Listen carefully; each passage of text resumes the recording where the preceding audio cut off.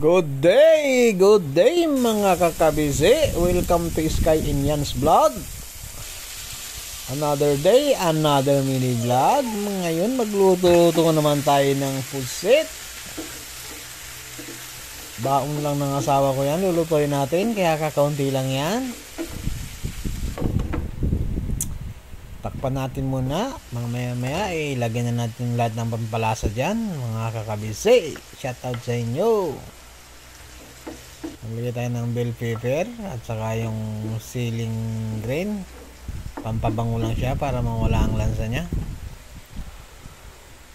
Maglagay tayo ng oyster sauce. Tuyo. Lagay tayo. Hindi yung tuyo ha. Talagang tuyo yan. Yung mga tuyo dyan. Joke lang sa inyo.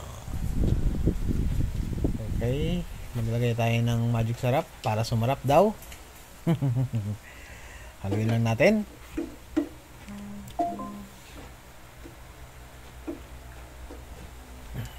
Tapos mag-add tayo ng konting tubig lang para lumambot ang ating pusit. Okay, kumulo na. Bango, lagyan na tayo ng itlog yan. Ilagay ko lang yan, itlog. Bahala na kayo kung anong gusto nyong ilagay. Ako, yan ang nilagay ko. Yan lang available dito sa bahay, kaya okay na yan.